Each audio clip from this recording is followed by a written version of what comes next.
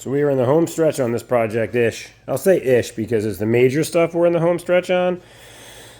This is the filter for the clutch here. This whole clutch assembly, the CVT thing, has fans and stuff in it. It actually pulls air in here.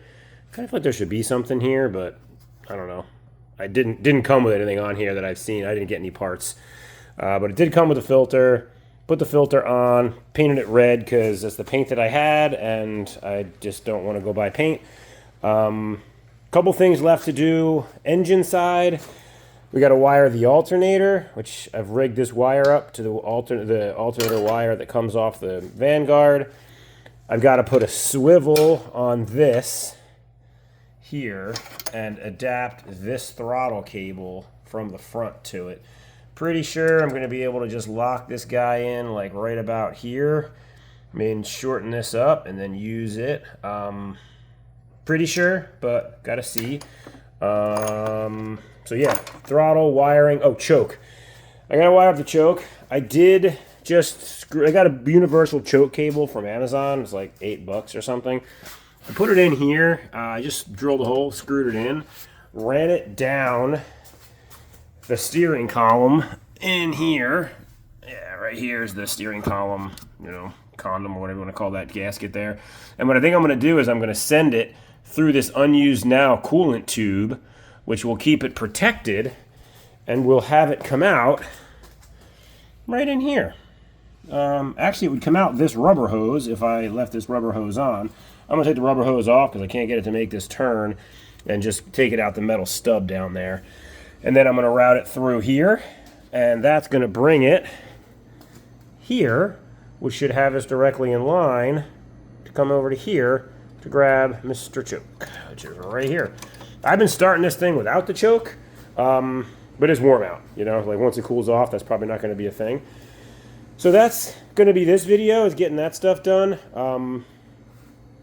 To finish it off, we'll fire it up. We'll check it for voltage before we hook the wire up. We'll check it for voltage after, make sure we have charging going on, make sure the choke works. The only other thing that I think I might want to do in this video too is the yellow wire down here. Over here is the kill switch. Basically, you ground out the yellow wire, you ground out the magnetos, and it shuts off. That'd be kind of nice, I think, because I've been shutting it off and letting the fuel shut off here, kill it, which works, but it takes, anywhere between 5 and 20 seconds for it to run out of fuel and shut off. Not ideal if you want to shut it off fast. So I'll probably put a kill switch up in here somewhere too, like a momentary switch. Don't know exactly what that's going to look like yet. But yeah, so what I'm going to do now, I think, is I'm going to route this choke cable so that it comes out over there, and then I'll bring the video back when I get it out here and we'll hook it up. Alrighty, so we've it's installed-ish there. We got it run into the coolant tube here. We run out of the coolant tube and here, and I'll button this up, probably tie it up here, and then we come back and we're in the clamp, and now I just have this stump here that I have to bend an L onto and shove into there. So let me do that, and we'll check out the sweet action that it's going to have, hopefully. All right, so pretty straightforward.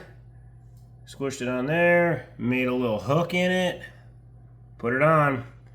Choke is open, knob is in.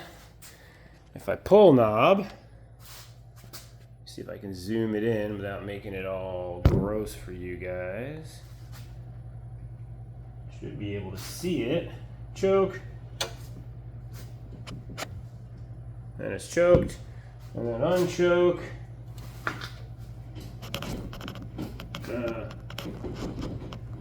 Making a jerk out of me.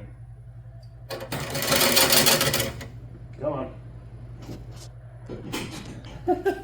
It literally just worked like 10 times. And then I just go to show the good folks at home. The problem is this choke cable's a little long and I got a couple too many bends in it, is why I think it fights. Yeah, there it goes. It just closed. Yeah, I'm gonna have to figure out the bending and stuff. It's not that it's even moving like in and out that's causing it, because it is fixed at that end. It's like this bend up here, I think, is the problem. But let's see if we pull a little bit more in. That's a reasonably straight shot out. Should be good. Pulls nice.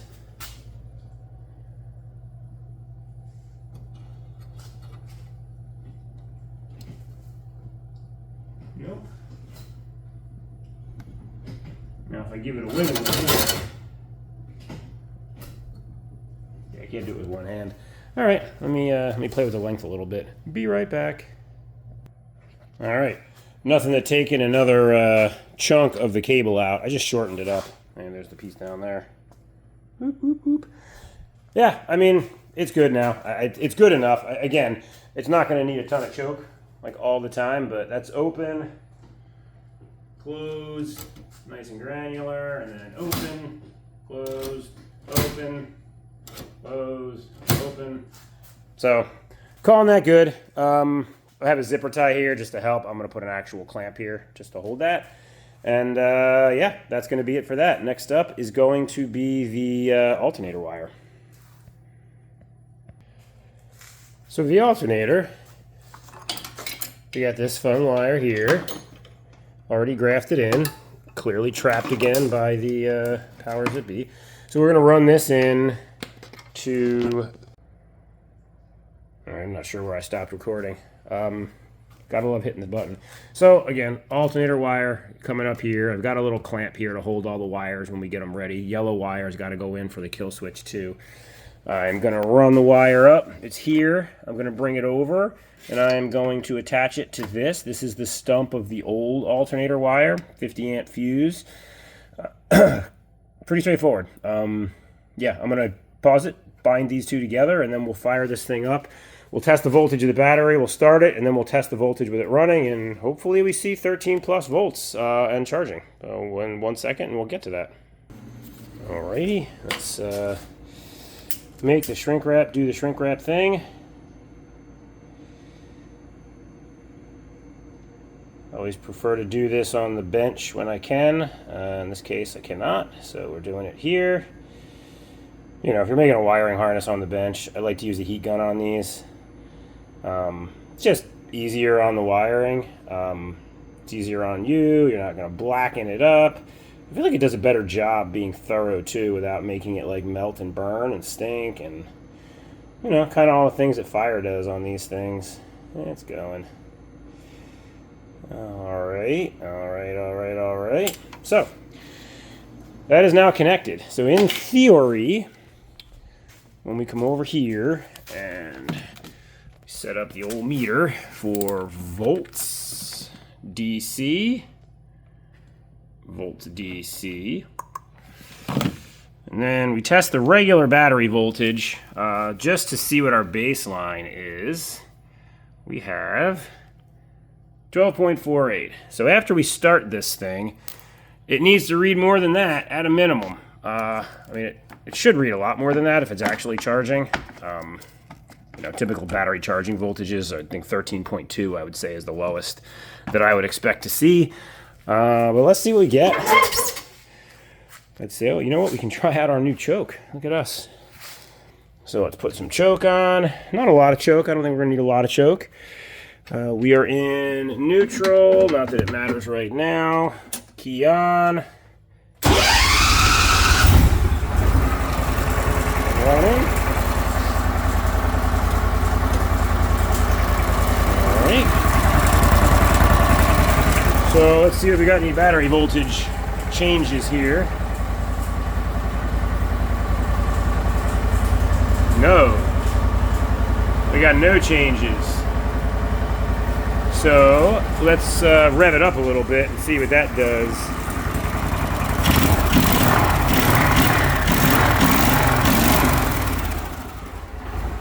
You know, if it's like an alternator, it might need to excite in order to get going.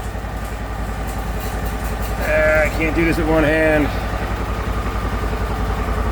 Nope. Alright, so we are not charging at the moment. It's going to require some further investigation because See, like I just turned the key off without the kill switch. It takes a second. Because that should work. We should have had power out of that. And we did not, obviously. So, time to investigate. I think the first thing we need to do is I need to make sure that this 50 amp fuse here that we just locked ourselves back into actually is good. Don't know how this comes out of here. Probably going to be a bit of a pain, like everything else when it doesn't work, right? Someone's been in on this fuse before because it's missing one of these little tangs that holds it. But yeah, let me make sure that things are wired right here. I mean, that fuse, it's hard to tell by looking. It looks fine in there. I don't know. Yeah, let me measure the continuity here, and I'll be right back.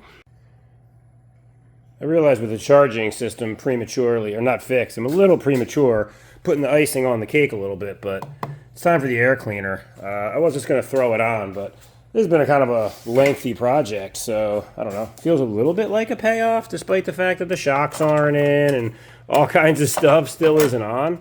I don't know. It's the small things that kind of make it feel like a victory and fun. So let us clamp this on. And for the first time in its history as a Mule, it is now Vanguard repowered. If nothing else, we have this going for us. It sits there, and I do believe it should start.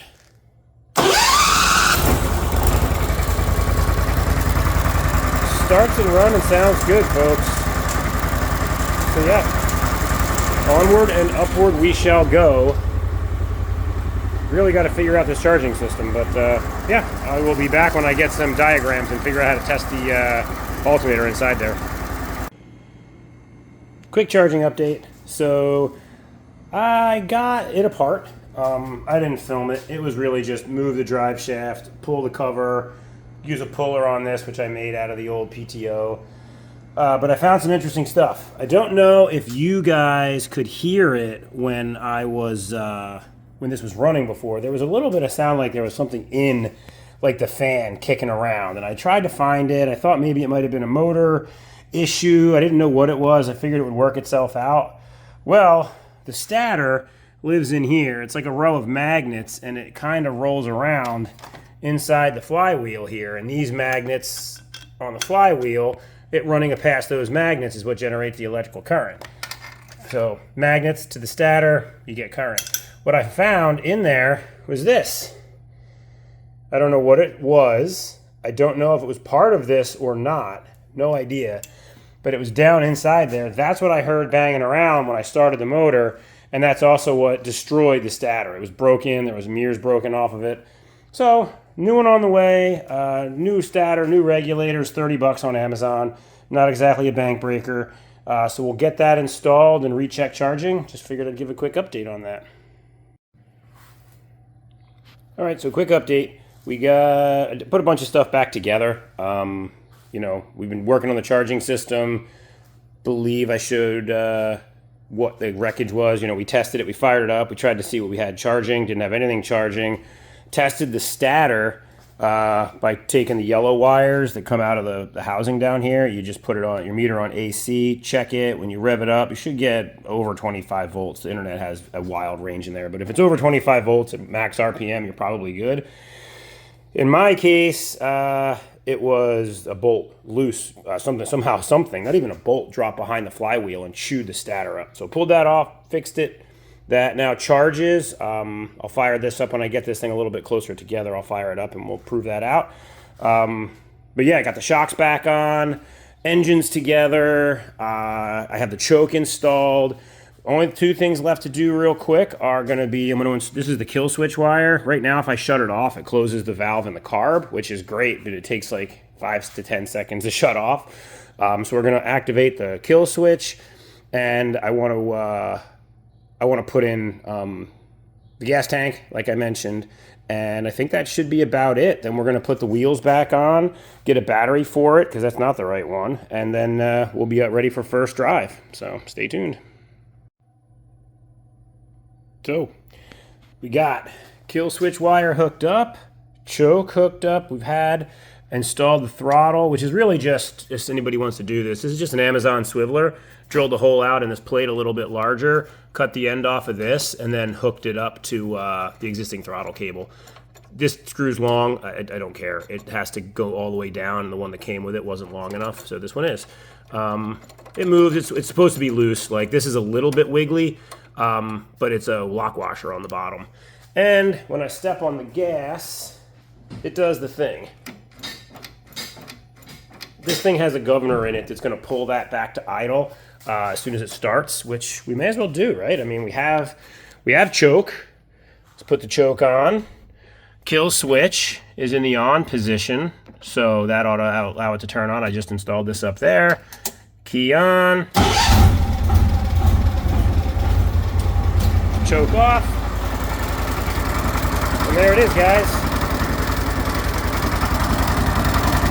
I don't like that this is rattly. I can't do much about it, but it rattles a bit. It's just a little bit loose. I should be able to rev it up with the pedal.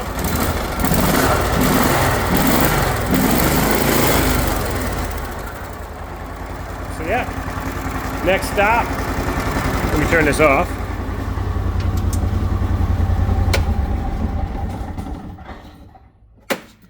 Next stop, fuel system. I gotta put the gas tank back in. Gotta figure out if I'm gonna be able to reuse the diesel filter that's in here. It's got a big diesel fuel filter water separator job down here. Way overkill for this. I mean, the little plastic doodad filter that I got there is probably fine, but if I could reuse that, it just saves me an extra filter. But we'll see. I will get the fuel tank installed. I'm probably gonna put the fuel tank in, slap the wheels back on, and then the next video is going to be first drive. So, you know, let me get everything buttoned up, and then we'll get ready for that, and we'll see where we go.